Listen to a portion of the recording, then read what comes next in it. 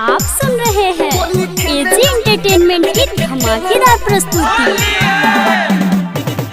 DJ Kanchan Raj Muzaffarpur. DJ Kanchan Raj Muzaffarpur.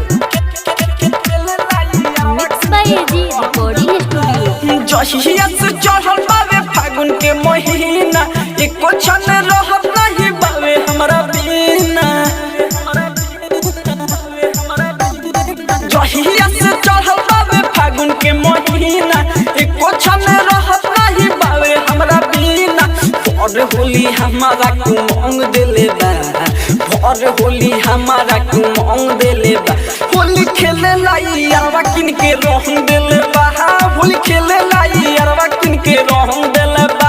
Holi खेले लाई यारवा किन के रंग देले बा, होली खेले लाई यारवा किन के रंग देले बा। Mix by AG recording studio.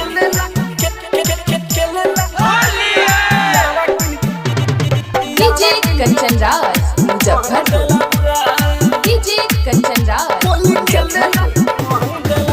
गावे के चाउक पारू रहले बोलइले, हमारा पसंद के रंगवा लियोइले। गावे के चाउक पारू रहले बोलइले, हमारा पसंद के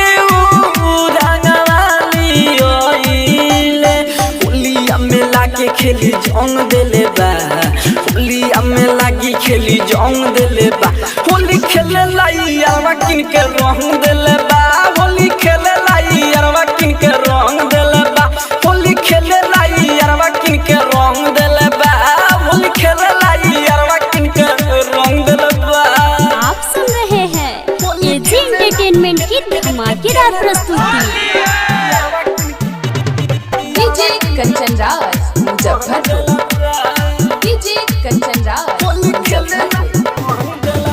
राजा राजा धानी हमर राख ले खियाल हो, अमित आशिक रोजो पूछता रे हाल चाल हो। राजा राजा धानी हमर राख ले खियाल हो, अमित आशिक रोजो पूछता रे हाल चाल हो। नशा जाने कौन अंगी अंग देले बा, नशा जाने कौन अंगी अंग देले बा। होली खेले लाई यारवा किन के रंग देले बा, होली खेले लाई यारवा किन के रंग देले बा। होली खेले लाई यारवा किन के रंग देले बा, होली खेले लाई यारवा किन के रंग देले बा।